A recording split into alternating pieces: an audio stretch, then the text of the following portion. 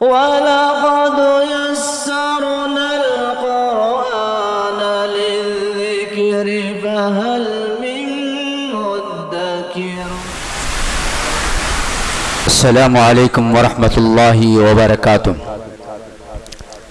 الحمد للہ رب العالمین والصلاة والسلام علی رسولہ الکریم وعلی آلہ وصحبہ اجمعین، اما بعد۔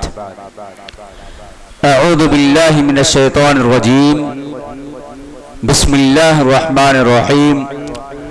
اتل ما اوحی الیک من الکتاب واقم الصلاة ان الصلاة تنہی عن الفحشاء والمنکر ولذکر اللہ اکبر واللہ یعلم ما تصنعون۔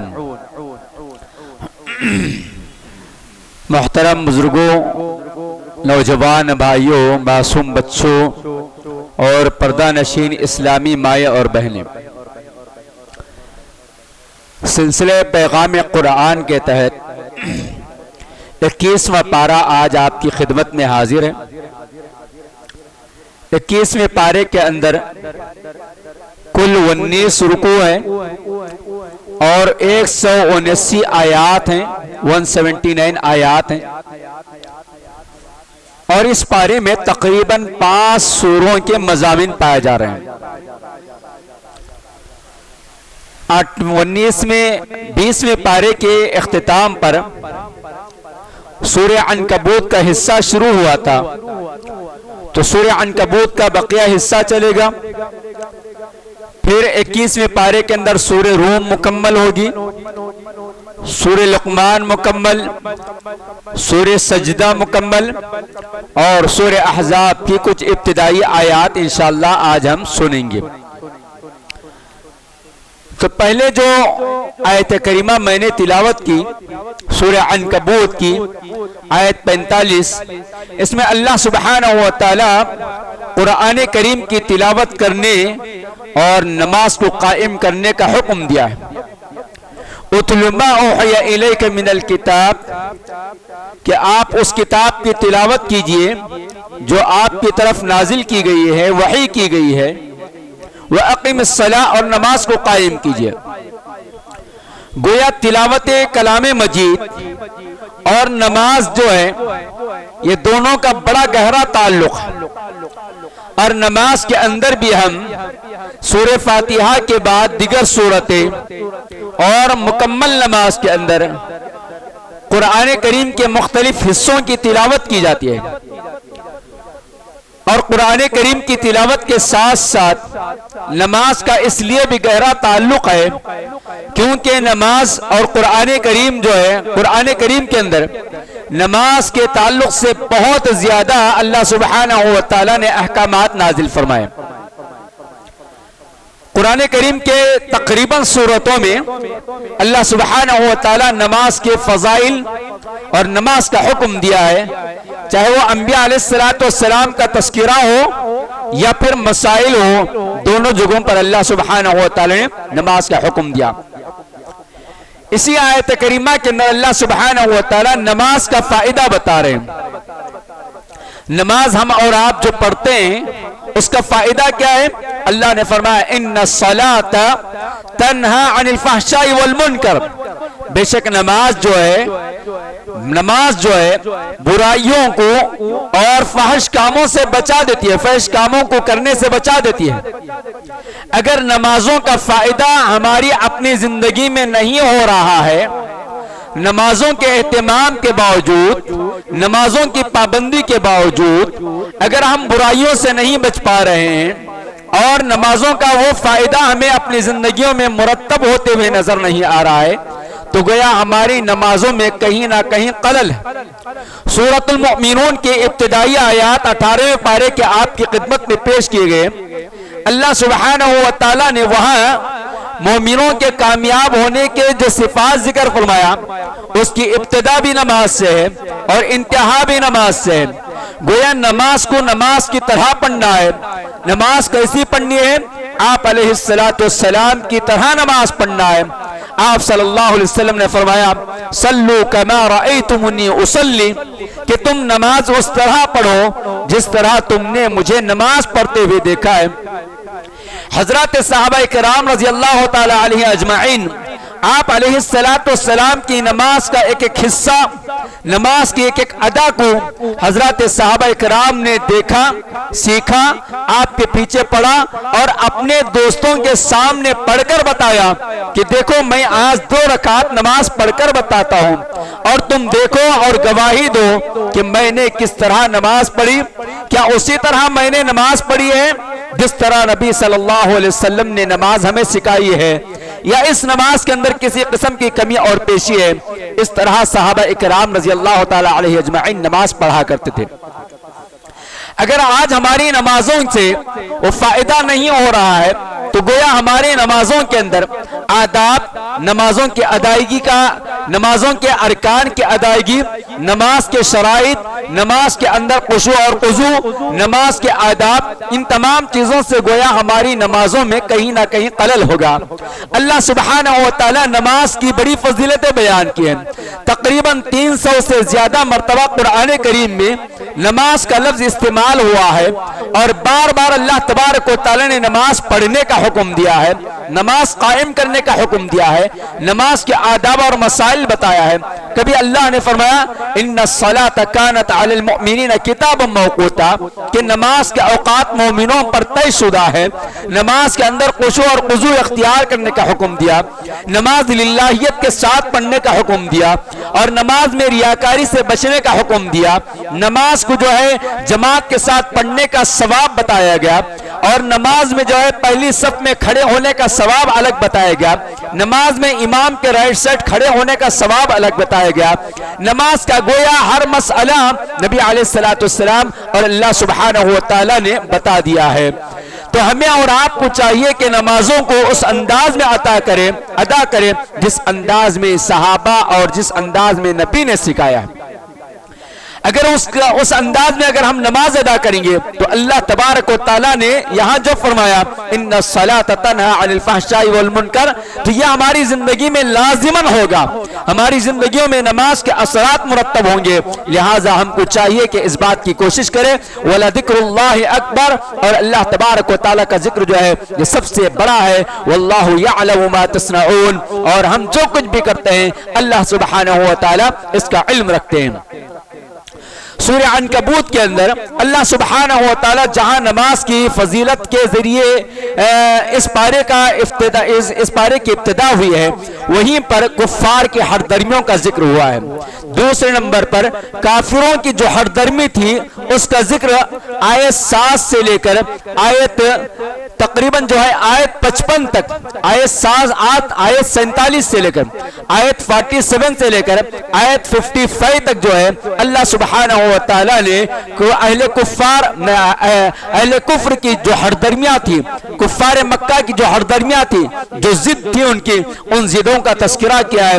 ان کی ضد قرآن مجید پر اعتراض کی ضد کہ قرآن محمد پر کیسے نازل ہوا، قرآن محمد نعوذ باللہ اپنی جانب سے گھڑ لے رہا ہے، اس طرح کی دوسری جو ضد تھی ان کی بار بار کہ رسالت جو ہے ایک انسان کو کیسے ملتی ہے، رسالت اگر انسان کو دینا بھی تھا تو وہ ہمیں دینا تھا۔ پھر اس کے بعد آخرت کے تعلق سے بار بار آ کر سوال کرنا کہ تم آخرت آتی آتی کہتے ہو، آخر تمہاری آخرت کب آنے والی ہے، اس طرح آپ علیہ السلام کو تنگ کرنا اور پھر اس کے بعد عذاب کا مذاق اڑانا۔ تو اللہ تبارک و تعالی نے کہا کہ ان کے ان تمام اعتراضات اور ان کے ان تمام ہردرمیوں اور ضد کا علاج یہی ہے کہ اللہ تبارک و تعالی کہ یہ وعدہ سچا ہو کر رہے گا، آخرت آ جائے گی اور عذاب ایک ایسے وقت میں آئے گا کہ انہیں محسوس بھی نہیں ہوگا، اور جب عذاب آئے گا تو اللہ تبارک و تعالی کہے گا فذوقوا، اللہ تبارک و تعالی ان سے کہے گا کہ تم اس عذاب کا مذاق چکھو۔ پھر اس کے بعد اللہ سبحانہ و تعالی آیت 57 سے 54 کے درمیان دنیا کی حقیقت کا تذکرہ فرمایا کہ دنیا کیا ہے؟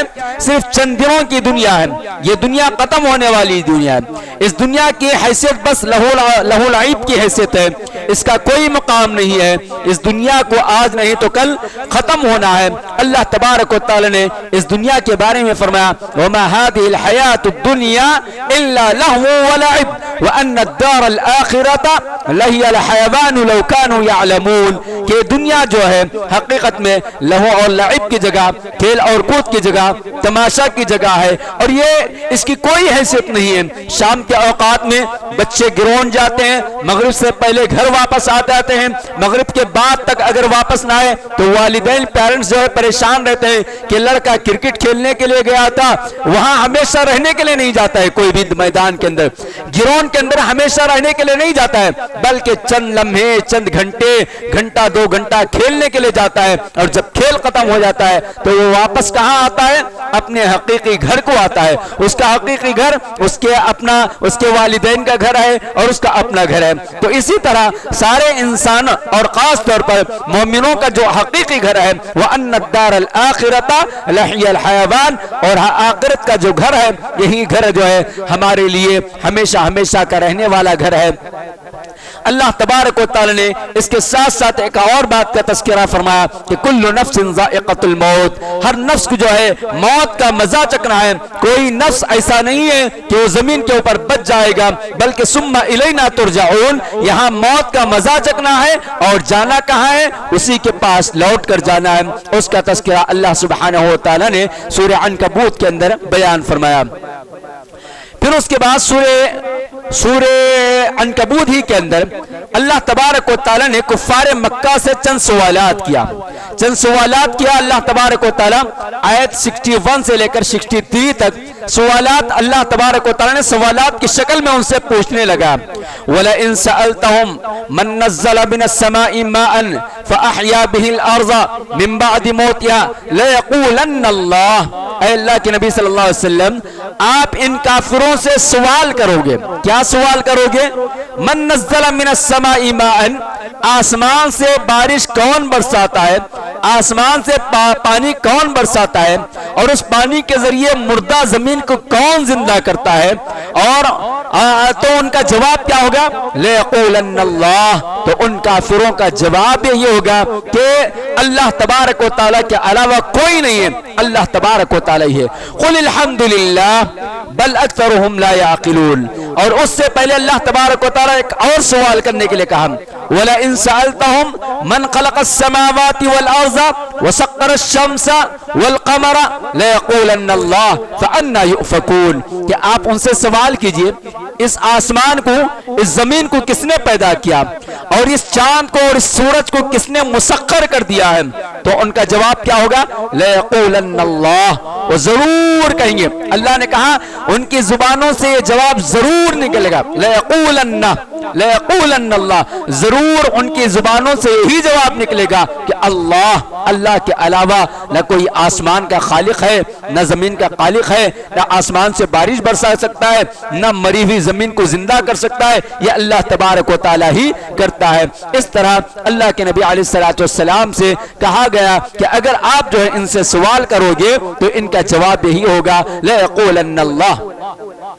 پھر اس کے بعد ہم آگے بڑھتے ہیں، سورہ روم شروع ہوتا ہے۔ سورہ روم جو ہے یہ مکی سورت ہے، سورہ روم کے اندر 60 آیتیں ہیں، 6 رکوع ہے، 60 آیات اور 6 رکوع ہے۔ سورہ روم ترتیب نزول کے اعتبار سے 84 اس کا نمبر ہے، ترتیب 84 اس کا نمبر ہے، اور ترتیب مصحف کے اعتبار سے 30 اس کا نمبر ہے، اور الروم یعنی روم والے لوگ، رومیوں کا اس کے اندر ذکر ہے، تو اس تعلق سے جو ہے اللہ تبارک و تعالی اس سورہ کو نازل فرمایا، اور یہ سورت کی ابتدا بھی حروف مقطعات سے شروع ہوتی ہے۔ اللہ نے فرمایا بسم اللہ الرحمن الرحیم الف لام میم غلبت الروم۔ اس سورہ کا پس منظر یہ ہے کہ رومی جو ہے یہ اہل کتاب تھے. رومی اہل کتاب یعنی اللہ نے جن لوگوں کو کتاب عطا کیا تھا اس کے ماننے والوں کو اہل کتاب کہتے ہیں, جیسے عیسائی اور یہودی. اور یہ روم کے بالمقابل ایرانی تھے. ایرانی جو ہے وہ آگ کی پوجا کرنے والے تھے, اور روم اور ایران جو ہے ہمیشہ ٹکراؤ کا مقابلہ ہوتا تھا. تو روم والوں کو ایران والوں نے ہرا دیا, اور وہ اس بات میں مگن تھے کہ ہم نے اہل کتاب کو ہرا دیا ہے. اہل کتاب بڑے غمزدہ تھے, اور ایمان والے یعنی مومنوں کا اور اہل کتاب کا تعلق بہت گہرا ہے. کیوں؟ اللہ نے انہیں بھی کتاب دیا, عیسائیوں اور یہودیوں کو, اور اللہ نے ہمیں بھی کتاب سے نوازا ہے, قرآن کریم سے. تو دونوں کے درمیان بڑی ہمدردی. تو اللہ تبارک و تعالیٰ نے اس سورت کے ذریعے پیشن گوئی فرمائی کہ تمہیں غمزدہ ہونے کی ضرورت نہیں ہے, اور مومنوں کو بھی اس بات کی اطلاع دی گئی کہ تمہارے اہل کتاب جو دوست ہیں ان کے ہار جانے کی وجہ سے تمہیں بھی غمزدہ ہونے کی ضرورت نہیں, بلکہ میری جانب سے پیشن گوئی ہے کہ بہت جلد 9 سے 10 سال کے اندر اللہ تبارک و تعالیٰ روم والوں کو غلبہ دے گا, اہل کتاب جیت جائیں گے اور ایران والے ہار جائیں گے. تو اللہ تبارک و تعالیٰ نے یہاں پیشن گوئی دی ہے.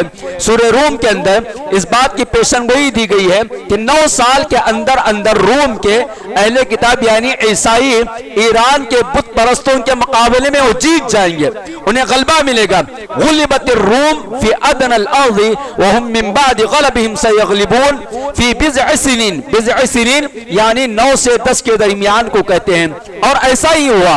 وللہ الامر من قبل ومن بعد, اللہ تبارک و تعالیٰ کا حکم اور اللہ تبارک و تعالیٰ کی پیشن گوئی جو ہے مکمل ہو کر رہی.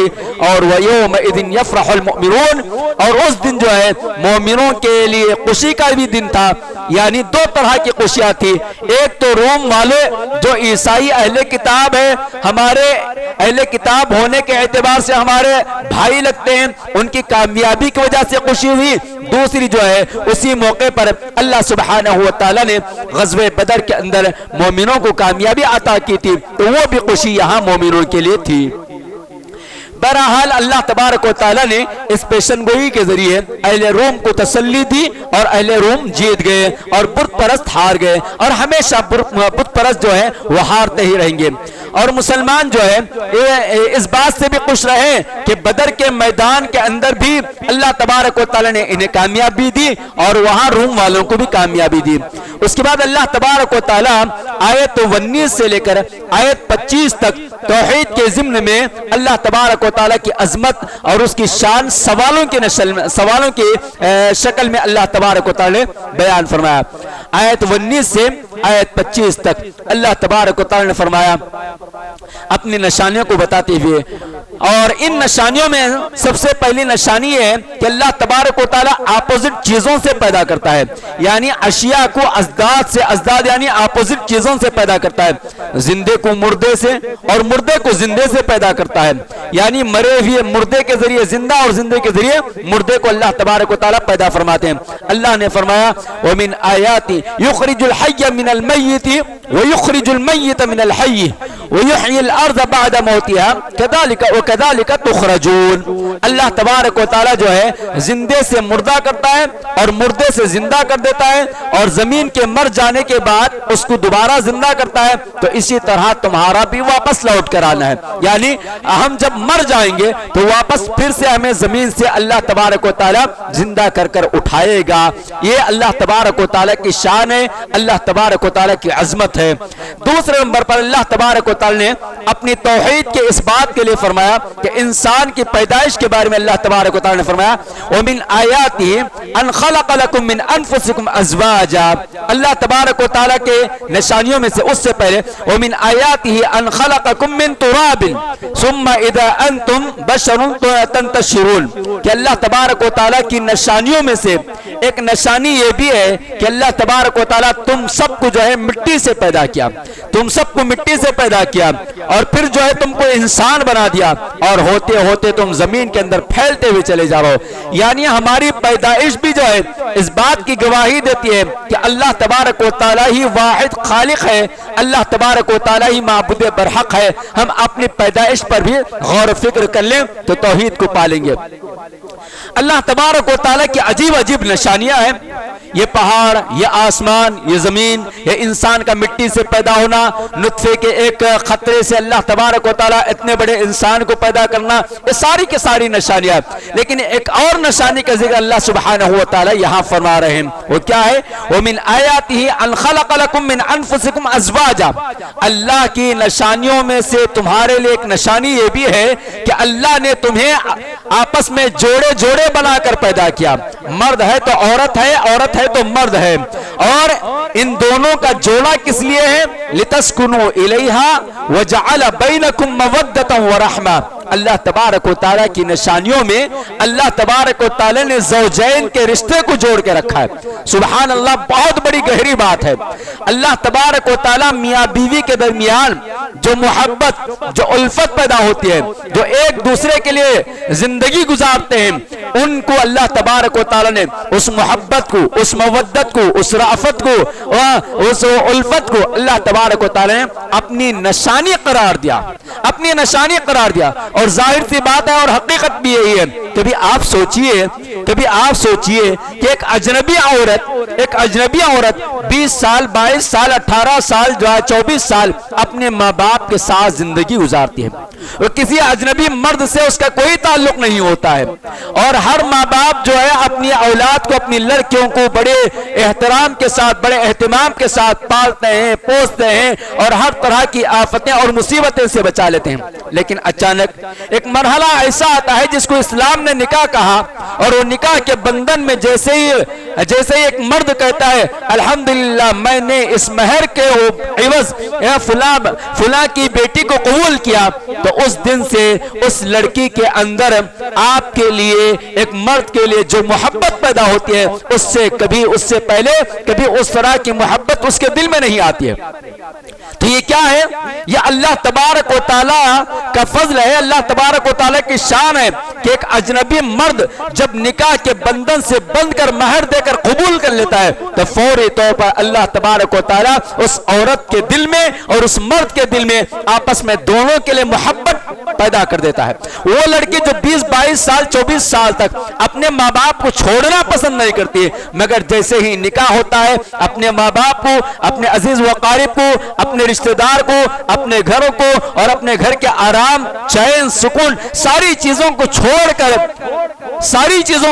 کر جس کے ساتھ اس کا نکاح ہوا ہے اسی مرد کے ساتھ زندگی گزارنے کا عہد کر وہ آ جاتی ہے، اور ایسا بن جاتی ہے کہ اللہ تبارک و تعالی نے ان دونوں رشتوں کے بارے میں کہا ہن لباس لکم وانتم لباس لہن، کہ تم آپس میں ایک دوسرے کے لیے لباس، مطلب جس طرح ہمارا لباس ہمیں جو ہے خوبصورت بھی بناتا ہے، ہمیں ہمارے عیبوں سے پاک بھی رکھ دیتا ہے، ہمیں ہر طرح کی گرمی سردی سے، ہر طرح کی تکلیف سے بچنے کے لیے ہمارا لباس جس طرح کام کرتا ہے، اسی طرح ہماری بیویاں اور اسی طرح ہم ان کے لیے جو ہے لباس بن جاتے ہیں. تو اللہ تبارک و تعالی نے اس کو نشانی قرار دیا ہے، لہٰذا جائز طریقے سے ہم نکاح کرنے کے ساتھ ساتھ جو ہے اللہ تبارک و تعالی کے اس آیت کو اور اس نشانی کو باقی رکھنے کے لیے ہم آپس میں اللہ کے لیے ایک دوسرے سے محبت کرنا چاہیے. اللہ تبارک و تعالی نے اس کو اپنی نشانی قرار دیا، لِتَسْكُنُوا إِلَيْهَا وَجَعَلَ بَيْنَكُمْ مَوَدَّةً وَرَحْمَةً إِنَّ فِي ذَلِكَ لَآيَةً لِقَوْمٍ يَتَفَكَّرُونَ. اس نشانی کے اندر بھی اس قوم کے لیے عبرت ہے، اس قوم کے لیے نشانی ہے جو قوم فکر کرتے ہیں، تدبر کرتے ہیں، قرآن پر غور کرتے ہیں، اللہ کی ان نشانیوں پر غور کرتے ہیں. پھر اس کے بعد اللہ تبارک و تعالی نے فرمایا کہ میری نشانیوں میں سے میری توحید کو ماننے کے لیے اس بات کے طور پر اللہ تبارک و تعالی نے اس بات کا ذکر کیا کہ زمین اور آسمان کی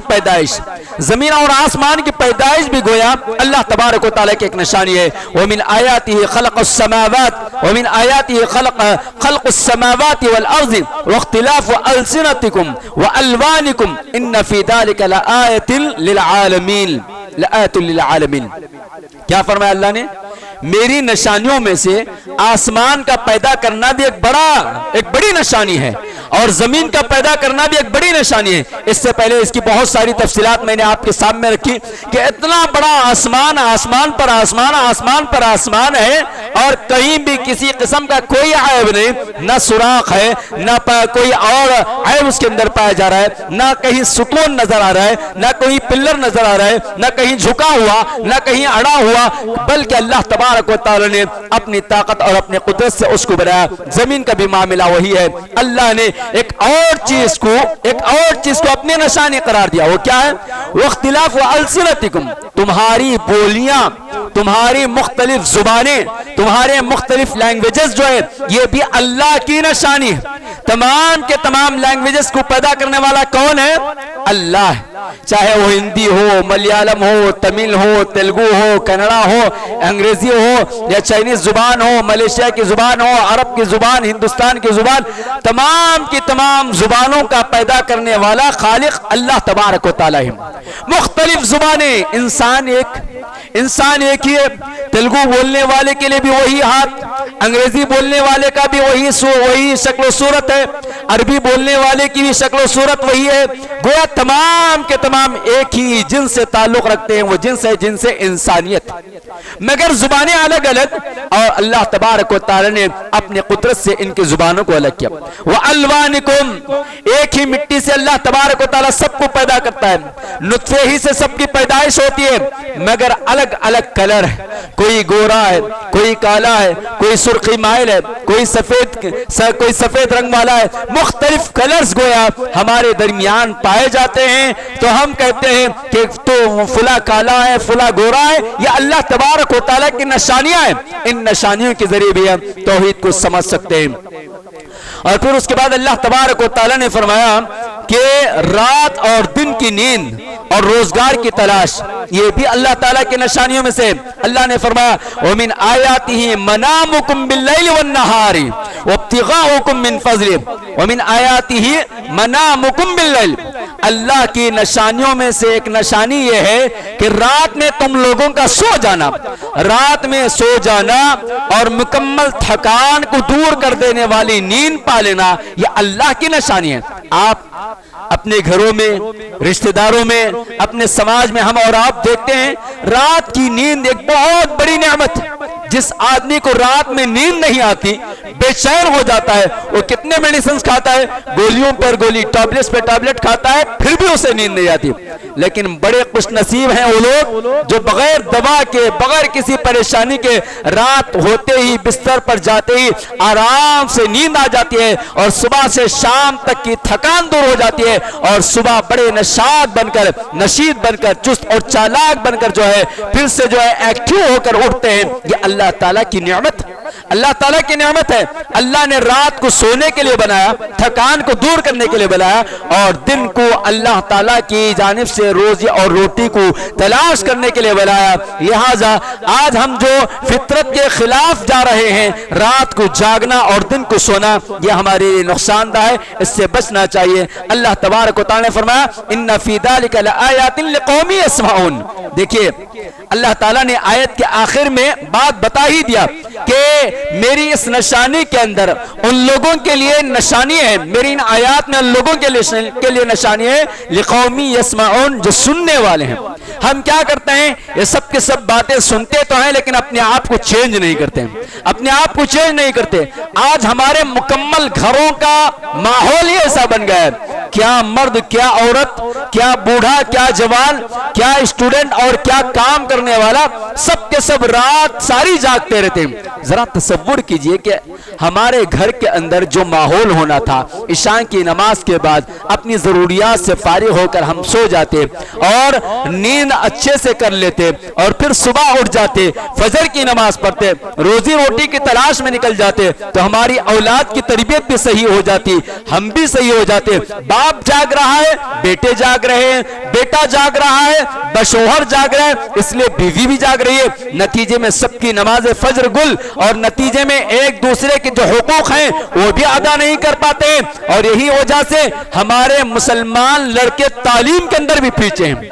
8 दिन کے کالج میں بڑی مشکل سے ہمارے نوجوان اور ہماری نوجوان لڑکیاں 2 سے 4 دن بڑی مشکل سے، وہ بھی کب؟ صبح 9 بجے 10 بجے اٹھ کر نوابوں کی حالت میں آتے ہیں کالج کو، اور بغیر ناشتہ کیے ہوئے آتے ہیں۔ لڑکیاں تو پہلے سے کمزور ہی رہتی ہیں اور پھر دوپہر 3 بجے تک وہ بھوکے رہتے ہیں، تو کیا ہوگا؟ بیماریاں جو ہے ہمارے جسم کے اندر داخل ہو جائیں گی، اور یہی بیماریاں لے کر آج پورے مسلمان جی رہے ہیں۔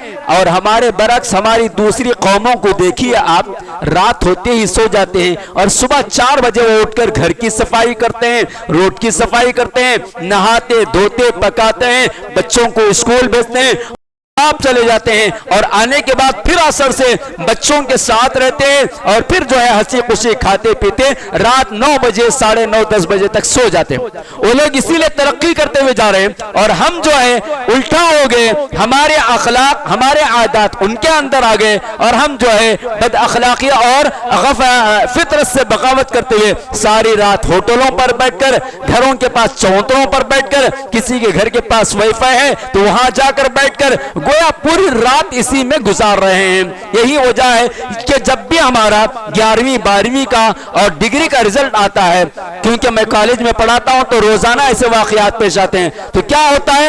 تقریباً 80% طلبہ گویا فیل ہو جاتے ہیں۔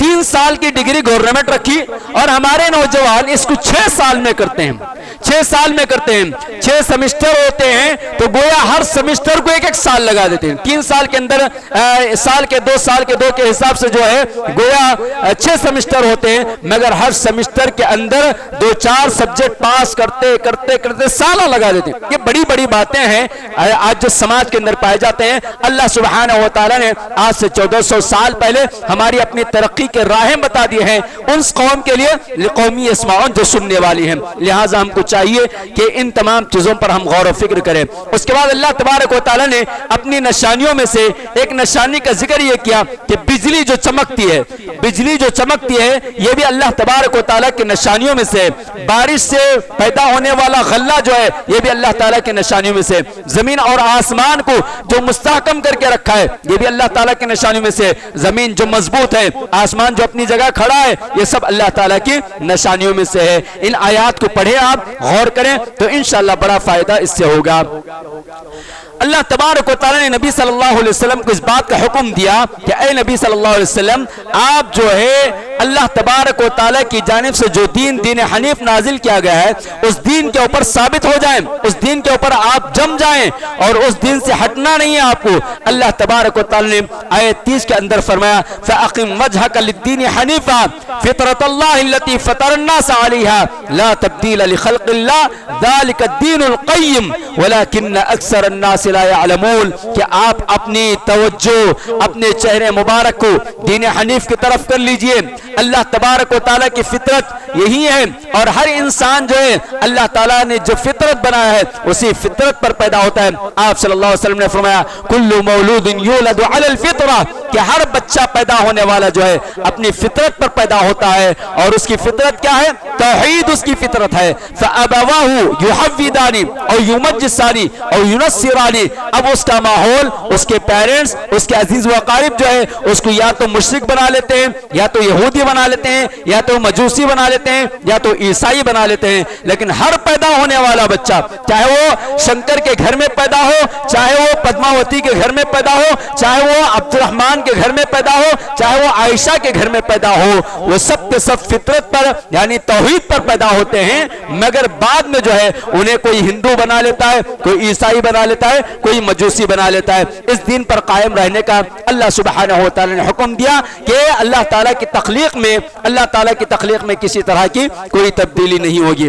پھر اس کے بعد اللہ تبارک و تعالیٰ ہم مومنوں کو حکم دیا منیبین الیہ واتقوہ واقیموا الصلاۃ ولا تکونوا من المشرکین، ہم مومنوں کو، ہم مسلمانوں کو اس بات کا حکم دیا کہ دیکھو اللہ تعالیٰ کا تقوی اختیار کرو، واتقوہ، اللہ تعالیٰ سے ڈرو، اس سے ڈرو، اور واقیموا الصلاۃ، اور نماز قائم کرو، ولا تکونوا من المشرکین، اور مشرکین میں سے نہ ہو جاؤ. پھر اس کے بعد اللہ تبارک و تعالیٰ آیت 32 میں بیان فرمایا کہ تفرقہ مت پیدا کرو, فرقوں میں مت بٹو, اور جو لوگ فرقوں میں بٹ گئے وہ ہر فرقہ جو ہے اپنی جگہ اس بات پر مگن ہے, اس بات پر خوش ہے کہ میں حق پر ہوں, میں حق پر ہوں, میں حق پر ہوں. تو اللہ نے فرمایا کہ دیکھو ایسا نہیں ہونا چاہیے, اس طرح آپس میں جو ہے خراب نہیں ہونا چاہیے. پھر اس کے بعد آیت 37 میں اللہ تبارک و تعالیٰ ہمارے آپس کے جو حقوق ہیں اس کا تذکرہ فرمایا. پھر اس کے بعد اللہ تبارک و تعالیٰ فطرت انسانیت کو اس بات کی طرف توجہ دلایا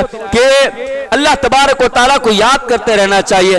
انسان کی فطرت کیا ہے, جب تکلیف آ جاتی ہے تو اللہ کو یاد کر لیتا ہے. ایگزاموں کے دن آ گئے, ماشاءاللہ مسجدیں بھری رہتی ہیں, نمازوں کا ماحول رہتا ہے, دعاؤں کا اہتمام رہتا ہے. ہم جیسے تھوڑا داڑھی والے دکھ گئے تو مولانا دعا کیجئے. ایگزام ختم یا ایگزام حال سے آ گئے تو ختم.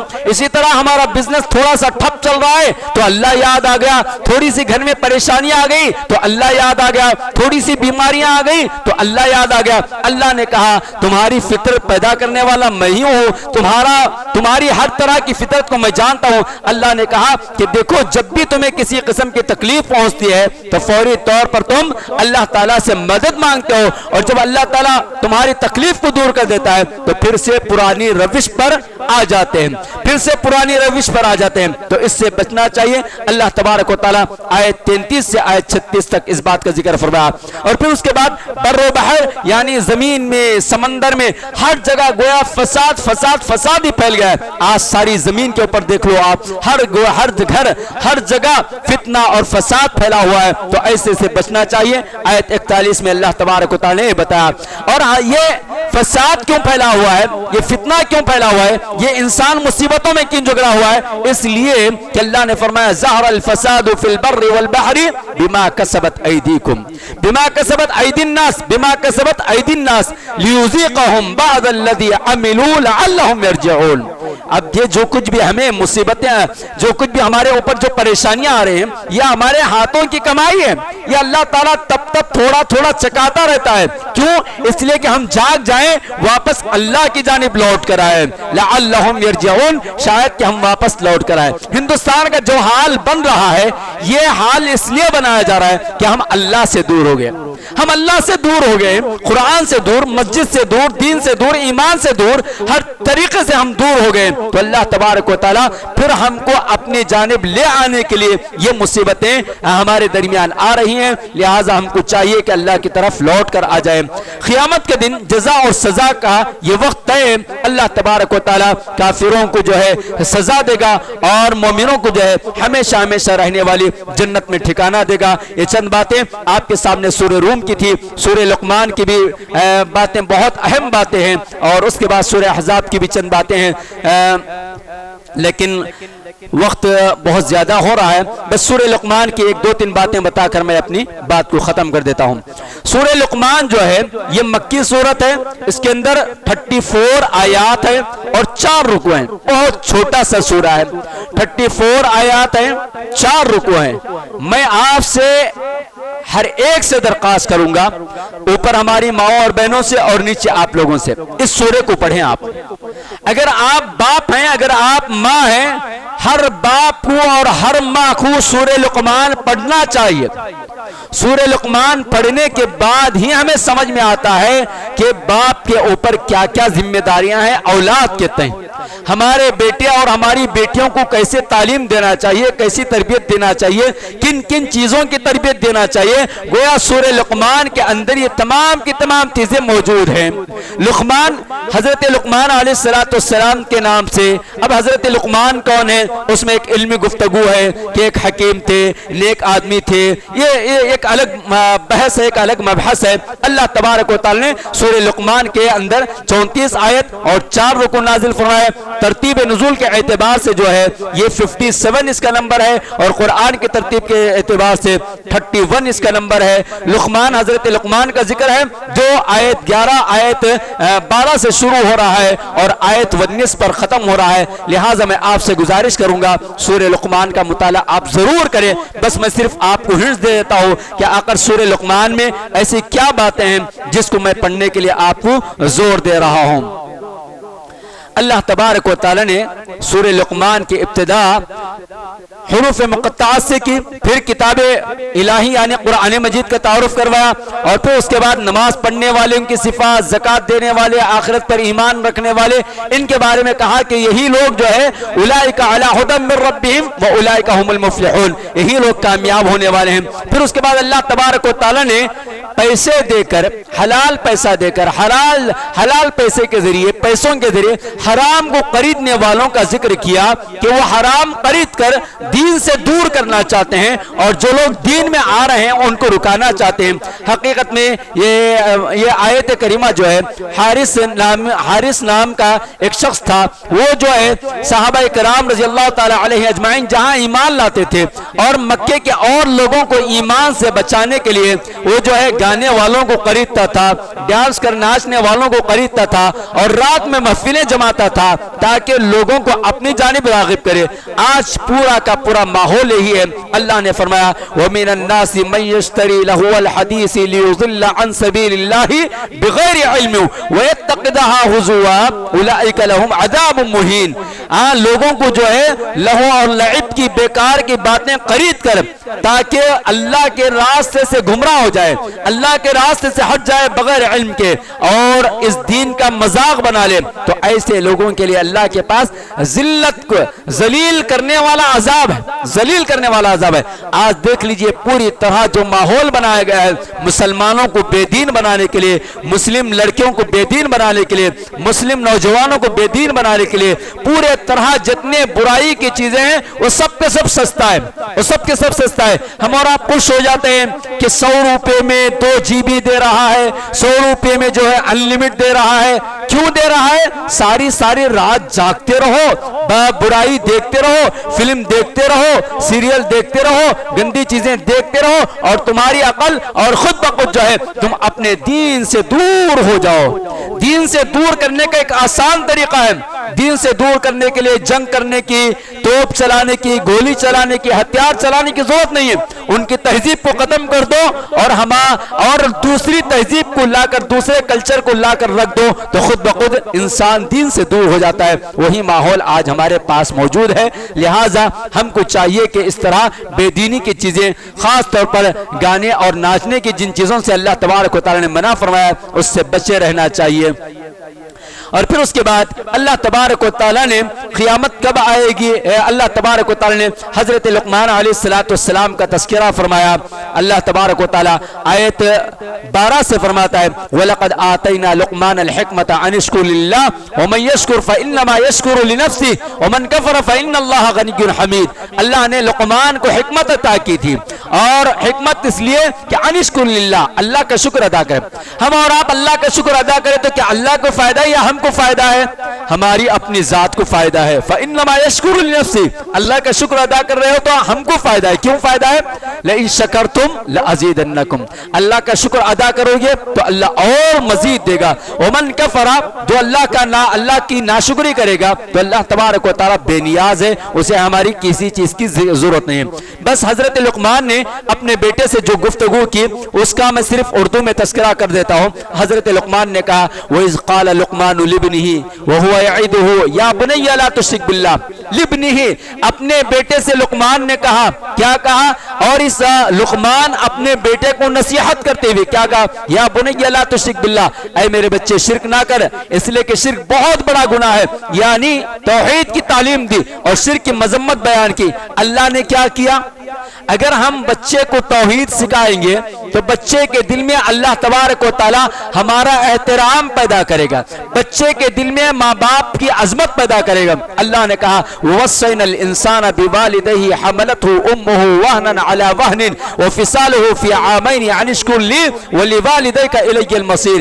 ہم نے انسان کو اس بات کی وصیت کی کہ وہ اپنے ماں باپ کے ساتھ اچھا سلوک کرے، خاص طور پر اپنی ماں کے ساتھ، کیونکہ ماں جو ہے تین مرتبہ تکلیف اٹھاتی ہے۔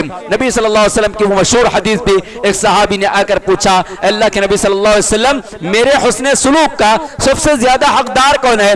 آپ نے فرمایا امک، پھر سوال امک، پھر سوال امک، اور چوتھے مرتبہ آپ نے فرمایا ابوک یعنی آپ کے ابا۔ تو گویا اس آیت کریمہ کی تفسیر وہاں ہے۔ اس آیت کریمہ میں ماں کے بارے میں بتایا گیا کہ ماں تین مرتبہ تکلیف اٹھاتی ہے، 9 مہینے تک پیٹ میں پالتی ہے، اور 9 مہینوں کے بعد جب اس کی بچے کی ولادت ہوتی ہے تو اپنے جان کو خطرے میں ڈال کر گویا اپنی اولاد کو جنم دیتی ہے، اور اولاد کو جنم دینے کے بعد وہ فصالہ فی عامین اپنے خون کو دودھ بنا کر، اپنے خون کو جو ہے دودھ کی شکل میں اللہ تبارک و تعالیٰ کی اس نعمت کو 2 سال تک پلاتی ہے۔ بڑی تفصیلی گفتگو اس موضوع پر کر سکتے ہیں، لیکن وہ کافی وقت ہو چکا ہے اور آپ کے چہروں سے بھی معلوم ہو رہا ہے کہ آپ بھی گویا اکتا گئے ہیں۔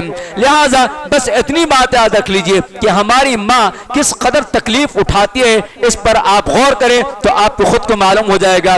اور اس کے بعد حضرت لقمان علیہ السلام زمین پر کیسے چلنا چاہیے، بات چیت کیسے کرنا چاہیے، ملاقات کیسے کرنا چاہیے، گناہ کرنے پر کیا پرابلم ہوگا، اور گناہ اگر چھپ کر رہے ہیں تو کیا اللہ تعالیٰ دیکھتا ہے نہیں دیکھتا ہے، اس طرح کی تمام تعلیمات، توحید کی تعلیم، عقیدے کی تعلیم، اخلاق کی تعلیم، آداب کی تعلیم، سماج میں رہ کر جینے کا طریقہ بھی حضرت لقمان علیہ السلام نے سکھایا ہے۔ حضرت لقمان علیہ السلام کے ان چیزوں کو ہمیں سیکھنا چاہیے۔ سورہ لقمان کی آیت 34 میں اللہ تبارک و تعالی نے 5 چیزوں کا ذکر فرمایا جو سورہ لقمان کی آخری آیت ہے۔ ان 5 چیزوں کا علم سوائے اللہ کے کسی کو نہیں ہے۔ وہ کیا ہے؟ قیامت کب آئے گی، بارش کہاں اور کتنی برسے گی، پیٹ میں بچے کے، ماں کے پیٹ میں بچے کے اوصاف کیا ہے، لڑکا ہے لڑکی ہے، نیک ہے برا ہے، کتنے سال تک جیے گا، کب تک جیے گا، کہاں جیے گا، کیا کھائے گا، کیا پیے گا، اس کی تقدیر کہاں ہوتی ہے؟ ماں کے پیٹ میں جب بچہ 4 مہینے کا ہو جاتا ہے تو اس کی تقدیر لکھ دی جاتی ہے۔ تو اس طرح جو ہے یہ تمام چیزوں کا علم اللہ تبارک و تعالیٰ کو ہے۔ انسان کل کیا کرے گا، انسان کل کیا کرے گا، اس کا علم بھی اللہ تعالیٰ کو ہے۔ موت کب اور کہاں آئے گی، اس کا علم بھی اللہ تبارک و تعالیٰ کو ہے۔ اس طرح سورہ لقمان کا اختتام ہوتا ہے۔ انشاءاللہ کل جو ہے سورہ سجدہ اور سورہ احزاب سے ہم اپنی بات کا آغاز کریں گے۔ اللہ تبارک و تعالیٰ ہم سب کو قرآن مجید کو پڑھنے، غور کرنے، سمجھنے اور عمل کرنے کی توفیق عطا فرمائے۔ اللہ تعالیٰ کی جو نشانیاں ہیں ان نشانیوں پر غور و فکر کرنے کی اللہ تبارک و تعالیٰ ہمیں توفیق عطا فرمائے۔ اللہ تبارک و تعالیٰ قرآن مجید کو پڑھتے ہوئے ہماری اولاد کی تعلیم و تربیت کا انتظام کرنے کی توفیق عطا فرمائے۔ اللہ تبارک و تعالیٰ ہمیں اپنے والدین کی اطاعت کرنے والا بنائے، ماں باپ کی فرمانبرداری کرنے والا بنائے۔ اللہ تبارک و تعالیٰ ہمیں فطرت سے بغاوت کرنے کے بجائے تیرے احکامات کے مطابق رات کو سو کر دن کی تھکان کو دور کر دن میں ہمیں ایک اچھا انسان بننے کی توفیق عطا فرمائیے۔ اے اللہ ہمیں مشرکین کے، منافقین کے جو اوصاف ہیں اس سے بچتے ہوئے ایمان والوں کی صفات اپنے اندر پیدا کرنے کی توفیق عطا فرمائے۔ اللہ ہماری دعاؤں کو قبول فرمائیے، اے اللہ ہماری عبادتوں کو قبول فرمائیے، ہماری نمازوں کو قبول فرمائیے، ہمارے ان آخری رمضان کے اس آخری دہے کے نمازوں کو سننے کو، سنانے کو، جاگنے کو اللہ قبول فرمائیے، اور ہمیں شب قدر نصیب فرمائیے، ہمارے اعتکاف کو قبول فرمائیے، اور ہم سب کے بیٹھنے کو قبول فرمائیے۔ اے اللہ جو بیمار ہیں انہیں شفا کاملہ عاجلہ دیجیے، جو قرض دار ہیں اللہ ان کے قرضوں کی ادائیگی کے لیے آپ غیب سے ان کی مدد فرمائیے۔ اللہ ان سب کے حق میں ہماری دعاؤں کو قبول فرمائیے۔ ربنا تقبل منا انك انت السميع العليم وتب علينا انك انت التواب الرحيم سبحان ربك رب العزة عما يصفون وسلام على المرسلين والحمد لله رب العالمين۔